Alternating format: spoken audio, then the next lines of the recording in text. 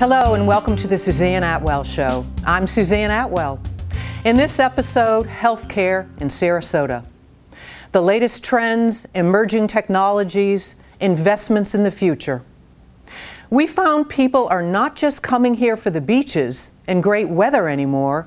We are also becoming a place where you come to grow healthy, not old. Sarasota County, like the rest of Florida, is experiencing dramatic population growth. Over 1,000 people a day are moving to the Sunshine State. According to the latest U.S. Census report, in 2018, Sarasota County had a population of nearly 427,000, up substantially from 380 in 2010. Our demographic profile skews older, even compared to the rest of the state. Nearly 37% of the county is 65 or older. In Venice, the median age is 68. Countywide, 90% of us have health insurance, 31% have private employee plans, and 37% have Medicaid or Medicare.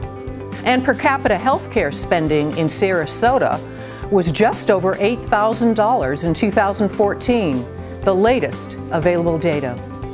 The aging population, combined with a large number of people moving here, means a lot of people are looking for doctors. Not surprisingly, healthcare is a leading economic driver for the region. According to the Sarasota County Economic Development Corporation website, 3 of the 5 largest employers in the county are hospitals. Number 5, Sarasota Doctors Hospital, total employment 575. Number 3, Venice Regional Bayfront Health, 875. And the number 1 largest employer in the county, Sarasota Memorial Hospital, employees 6,550 people. Advanced technology and world-renowned specialists are available in almost every sector. As you might expect, orthopedic needs for the 60-plus demographic are significant, including procedures like arthroscopic surgery. Doctors Hospital recently added a state-of-the-art robotic arm that joins 2 Da Vinci surgical systems to assist local orthopedic surgeons. The need for comprehensive cardiovascular care is also growing. The cardiac team at Sarasota Memorial offers the most advanced services in the region. Collectively, their team performs more than 1,000 cardiovascular surgeries and 6,000 procedures each year. Technology breakthroughs are redefining prostate care for men. The world-renowned Atwell Cancer Center provides highly specialized diagnostic and treatment like dynamic adaptive radiation therapy, known as DART. This unique procedure combines leading-edge 4D guided technologies that have dramatically improved survival rates for prostate cancer. And nowhere is capital investment more obvious than Sarasota Memorial Hospital's main campus on Tamiami Trail. Currently under construction and slated for completion in 2021, an 8-story oncology tower, advanced imaging for early detection, innovative surgical tools, and a collaborative team approach to treatment. This investment in the future of cancer care in Sarasota will ensure our community has access to a level of care commensurate with the nation's finest cancer centers. We wanted to learn more about the Cancer Center in particular and the state of health care in Sarasota in general, which takes us to the CEO of Sarasota Memorial Hospital, Mr. David Veringer. The Cancer Center is more of a journey than a destination, and when you go back and look at where our history was, it was one of those planning processes where we realized that about half the population that got diagnosed with cancer felt the need to leave the area. Yeah. We thought that was unacceptable. If you look at cancer services, you can kind of break it down into 3 groups. Mm-hmm. You have the medical oncologist, the surgical oncologist, and radiation oncologist. And we took a hard look at what we did well and what we didn't do well. And what we found was We have great physicians in all those categories, but they weren't necessarily tied together in a cohesive way. Right. And so a patient would have had to go, to a medical oncologist and then get bounced over to a surgical, or vice versa, and then end up in a radiation oncologist, and it just wasn't as coordinated as it could have been and seamless. So it sounds like there's a lot of collaboration with many different specialists. They're all specialists. So we've been working on this for about 4 years now to put this together, and we're a lot better today in coordination than we were 4 years ago. And so we have pulled everyone together into tumor boards and into cohesive working relationships. We've hired navigators to help patients get through the systems, and we're really on the front end of that right now. That's going to transform itself in the next couple of years to be a lot more than we are today, and then 5-10 years from now it'll look incredibly different than it does in 2 years. Let's go back to the word navigate. Hospitals are increasingly becoming complex networks of bureaucracy. At Sarasota Memorial, you have navigators. How does that work? Years ago, and it's probably been 7 or 8 years now, we started a group called Health Connect, which you'll see these folks around. They're strategically placed through the hospital, in the ER and in common areas. And they're wearing bright green, obnoxious looking shirts, right? And so their whole job is to find people who look lost, which takes about 15 seconds, and go up to them and ask them if they can help them find their way. And so kind of take them by the hand and go. We have all of our employees also looking for people who look lost all the time and look like they may need a little bit of direction. And our 7,000 employees are trained to go up and help people out. And if they don't know where to take someone, take them over to one of the Health Connect or Green Shirt people. Okay. Boy, that really exemplifies what you are, a public community hospital. Well, it's just we always put the patient and our guest first, and really want people to have a positive experience.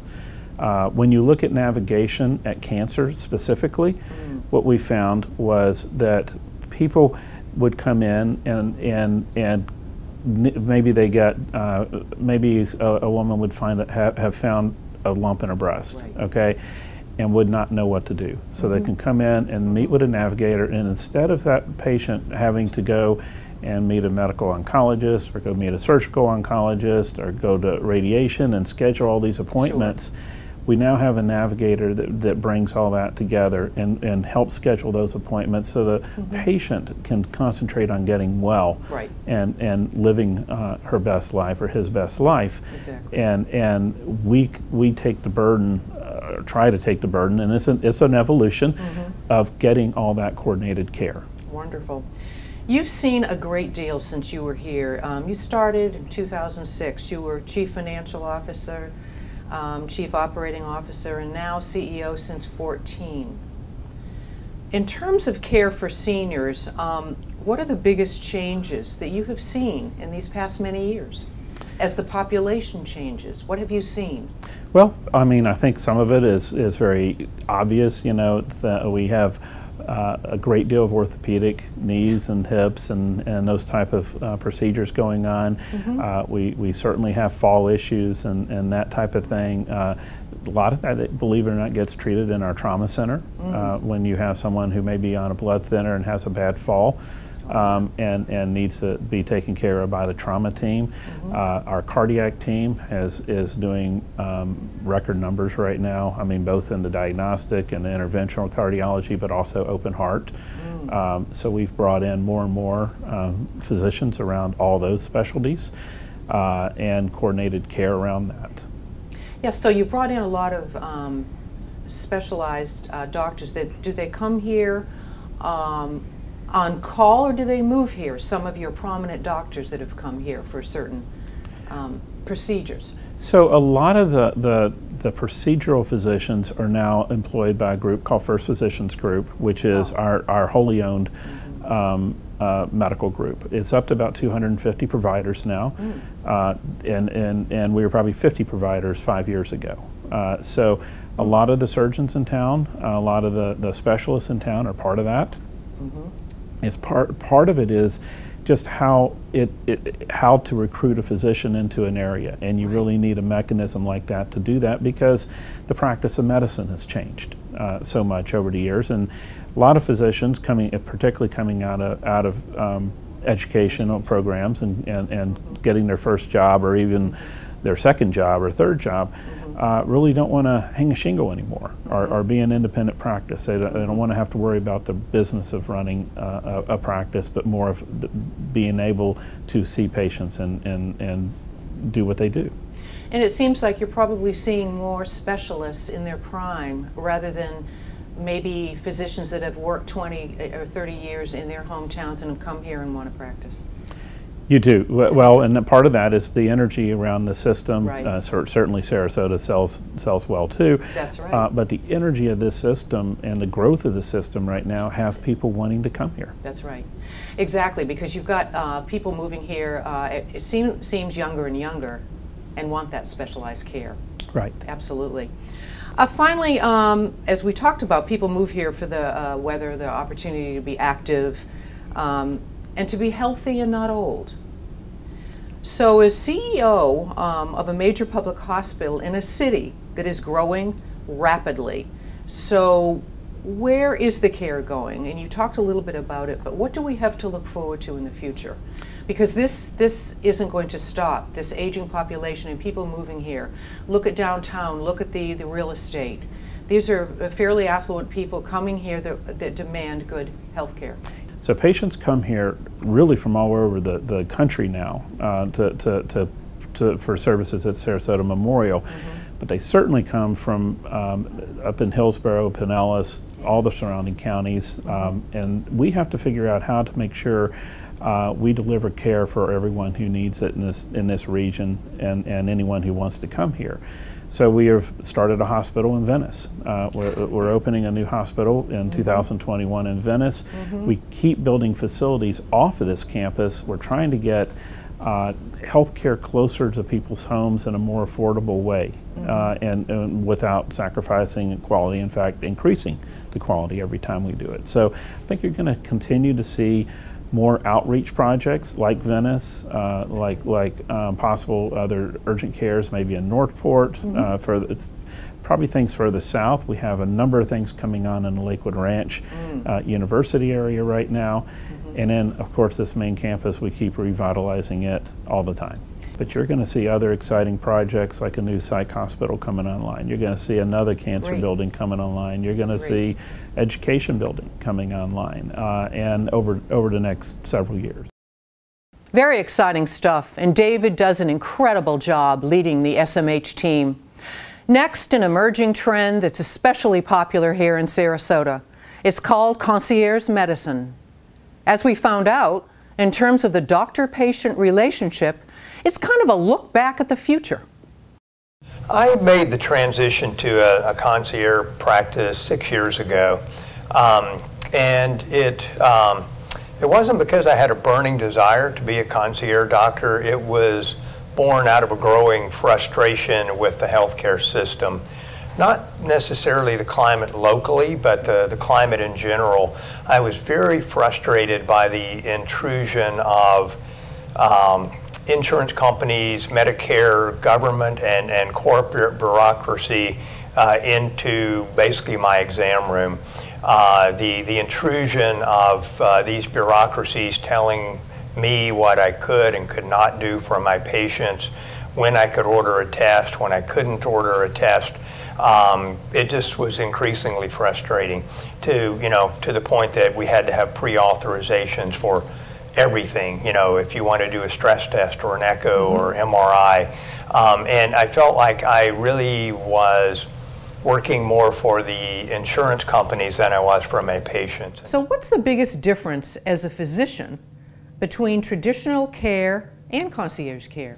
That your goals and motives in a concierge practice are very well aligned with the interest of your patients. If I take care of my patients and the patients are happy and their families are happy, then I have done my job. I am their advocate in the healthcare system. In a traditional practice, certainly doctors want to take care of their patients, but doctors receive grades and scores from their insurance companies based on how many tests they ordered, whether they admitted somebody that the insurance company didn't think should be admitted. So their interests are not so clearly aligned. At the end of the day, in traditional practice, you're paid by and work for an insurance company, and it's not always in the best interest of the patients. Well, you mentioned the word advocacy. You are a patient advocate. That's pretty powerful, that a patient that comes to you, you are their advocate. Very much so. It's our job to be sure that everything is done that can and should be done, and conversely, that things are not done that are not in the patient's best interest. So. Exactly. What about other care a patient may need? Again, people will say, what about a specialist, a hospitalization, I need surgery? What's your role as a concierge doctor in that case? Sure. I'm boarded in internal medicine, cardiology. I've worked as an emergency room doctor in the past. So a lot of things we can handle within the confines of the office. But if my patients need to be admitted, I am their admitting physician. I write the orders, dictate the notes, handle the consults. I see them daily, usually more than daily, and oversee everything. I consult other physicians in various specialties, but at the end of the day, I am in the loop on all of those decisions, and I am the one person who ties it together, for my patients and for their families. I practiced here for over 20 years, 25 years actually. So, I built a lot of relationships over those years. I know who I would go to or who I would send a family member to, and I try to connect my patients with the best person, the best specialist for their problem at that time. Here in Sarasota, we have a aging population, a primarily affluent demographic. So do you see, and have you seen, indications that these patients wanted more attention and access?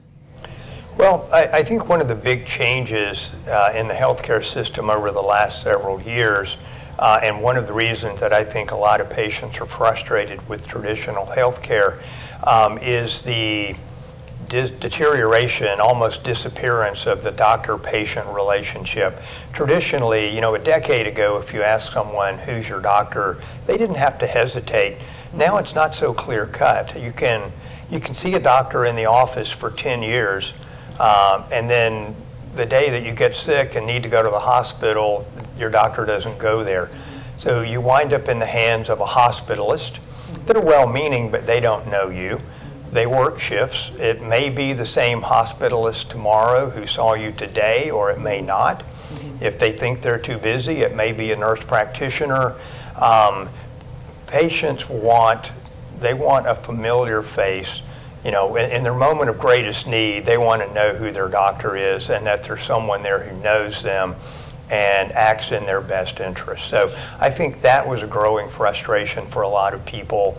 The other thing I heard from a lot of patients was, my doctor doesn't talk to me. They look at the computer screen, they're typing the whole time we're talking, they don't make eye contact with me. I think more and more medicine has been forced, traditional medicine has been forced to focus on data entry, checking the right boxes on computer forms in order to be reimbursed by insurance and Medicare. And I think patients are very aware of that. And are quite frustrated by it. So I think those were the big changes. Absolutely. So you touched on insurance. Patients want to be sure that a lot of things that you recommend, a lot of other doctor specialists, that's covered by Medicare, but you don't deal with it per se. I do not. I mean, a true concierge medical practice is outside of the insurance industry. Okay. I do not bill Medicare or insurance. I do not accept money from them. If you contract with or take money from an insurance company, you are bound to a contract and to their rules. So if someone's watching this show, is interested, what's a ballpark range in Sarasota, and what should patients in Sarasota expect the fee for a concierge doctor is? Well, it varies quite a bit, and it will vary depending on the patients. You know, for younger patients who are seeking concierge care for the convenience, or there are a lot of people who are in good health but really want an executive physical but don't want to travel outside Sarasota for that. The fees are lower and can be in the range of, you know, $5,500. For patients who are older or who have a lot of complex multi-system issues, the fees can be substantially higher, you know, in the, you know, $8,000 or more. Finally, people are moving here from other communities that have stellar health care and often reputable hospitals, and they want nothing less when they come here. So do you think that the personalized service that concierge gives is an area where we are heading? For people moving here, you know, knowing who is the best doctor, the best practice for them to be in, is a daunting task without an advocate or some guidance for somebody who's been here a while. Dr. Henson's dedication is really inspiring. Hopefully, as concierge care continues to grow in popularity, it will motivate health insurance providers to give doctors more say in the care of their patients. Another emerging trend in Sarasota healthcare is medical tourism. We are seeing an emerging class of people who want expert medical treatment and a beautiful place to recover.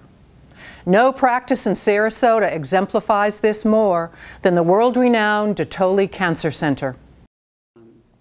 So patients come here for the treatment, basically, that we've published on having the highest cure rates in the world for prostate cancer with the least amount of side effects. In general, I would say 65% of our patients come from outside the state, and we're never hurting for follow-up, and that really plays into our research model, because when you're treating a patient, you'd like to see how the patient's doing a year later, 2 years later, 3 years later, 4 years later, and that's where we really have a tremendous opportunity to do research because of that follow-up. We do have data managers here who plug in every aspect about a patient's demographics as well as his particular cancer, the stage, the grade, things like that. And so this goes into a model, and we basically look at it from the standpoint of, okay, we've treated this number of patients, we followed them proactively throughout 10, 20 years. In fact, I have many patients coming back for 25 years for follow-up, and that's very unusual in a practice like this, but they do. And you know, we have this Atwell Wall of Fame where patients sign it and there are patients represented every country, almost every country in the world. Yes, I read some of those. They're powerful. Yeah, they are. And not only do patients come for their routine follow-ups, which is a great thing for us in our research that we do here, but many patients like Sarasota so much that they actually buy a home here. What is the age demographic that come here? You talked about seeing these people 25, 30 years. What age does this begin? Interestingly, it's spanning all ages now. So while it used to be a disease of the elderly, it's now becoming the disease of all ages of men. So we're commonly treating men in their 40s, 50s, 60s. What we're seeing now is an increased number of men having prostate cancer at more advanced stages. And so it's becoming more difficult of a disease to cure. So if I were to look 10 years ago to what we're seeing today, it's completely different. Sure. So the men are coming in having very aggressive diseases. Many haven't had a PSA, but they're presenting now with symptoms. Interestingly, when you look at a group of patients that we're now seeing more and more high-risk prostate cancer patients. Sure. For example, there was a recent study, they looked at 15,000 articles, and they just threw it all together. Yeah. You know, so here you have high-risk prostate cancer, treated with surgery, treated with radiation alone, treated with brachytherapy alone, frozen, heated, hormones only. And when all said and done, it turns out that the approach that we use, in which I actually was involved with the genesis at Memorial Sloan Kettering Cancer Center in New York, and that was combining radiation with seeding. That is now at the top of the list in terms of curing patients. And in fact, in that particular study, my data is the very top of the list, okay, in terms of cure. And patients obviously want to be cured, but they also want to do it without being incontinent and having all kinds of problems with sexual dysfunction and bowel disorders. And so we can accomplish that here with very precise radiation, because another thing that we've done is with respect to external beam radiation, we have something called DART. And just like when you throw a dart at a dartboard, but it's very unique and you can't find it anywhere else. It's an amalgam of many four-dimensional technologies. And what we're able to do is shoot at a target the size of a dot while it's moving in real time. And if you think about that, that's very interesting because the body is moving. And so, again, patients do this research and they find, well, who's doing DART? We are. And that's has a lot to do with my physics team and dosimetry team, which historically I continue to bring them, recruit them from Memorial Sloan Kettering Cancer Center in New York. And we continue to have a really well groomed group of physicists and dosimetrists here. They're world class and they're known throughout the country and world as being the best. The active, educated 60-plus demographic is growing rapidly in Sarasota. So unfortunately for men over 60, prostate cancer is a major concern. What they want are two things, obviously to live and hopefully be cured, but to do that with a very high quality of life. Where are we going to be in 10 years? What do you think, where are we going to be with emerging technology and treatment? Technologies are ramping quickly. And interestingly, while I focus on prostate cancer only, it's hard to keep up with the literature because it's mounting so quickly. And for the better. And for example, men who have an option today, but maybe they exhaust that option, now we have another option for them. So there's something behind door 2, door 3, door 4. I just saw a gentleman who has aggressive cancer and his cancer came back. And I told him that 6 months ago, when he was last seen, we didn't even have 3 agents that are available to him now. Okay, well, which will put his disease into remission. And these are growing. And one of the areas that we're really focusing on in cancer in general, but especially prostate cancer, is immunotherapy. Because men don't like to get chemotherapy. People don't in general, because they think of hair loss and weakening and frailty, and their bones get weak, and they don't like the way they look after chemotherapy. But patients getting, for example, hormonal therapies, which work, and now there's second, third, fourth line hormonal therapies, and they tolerate it very well. They look good. They can do all their activities they previously did. And now with formal immunotherapies, where we check here, we are big into genomic testing. And with genomic testing, this is something where we can look to the future and say, okay, you may exhaust all of the current regimens that we have, but now we have immunotherapy, and it's easy. You know, it's not toxic like chemotherapy, and patients accept that, and it works. And we have so many things going on. For example, from a radiation perspective, there'll be 2 agents coming out. One is called lutetium-177, and the other is actinium-225. They're radioactive injectables, okay? And what happens is they travel throughout the bloodstream, and they'll target anything that has prostate cancer in them. So, for example, I mentioned lymph nodes, which often contain prostate cancer. They will attack that. Bones, if they have prostate cancer, they will attack these. And they'll even attack microscopic disease, which is bloodborne. So they get to the heart of the cancer. So these are 2 agents which are coming out very soon, and we're already ready for them. That is really exciting. Thank you, Dr. Ditoli, for making time for us. Well, there you have it, a profile of emerging trends, technology, and healthcare investments in our community. To learn more about this show, go to Sarasota Memorial Hospital website, smh.com. Also, the Ditoli Cancer Center at ditoli.com. And you can always watch this episode and all our past shows on my website, SuzanneAtwell.org, as well as our Facebook and YouTube pages. That wraps up another one. The state of healthcare is evolving rapidly. We are fortunate to have access to great care right here in Sarasota. Hope you enjoyed the show and learned something. Thanks for watching, and until next time, I'll see you around town.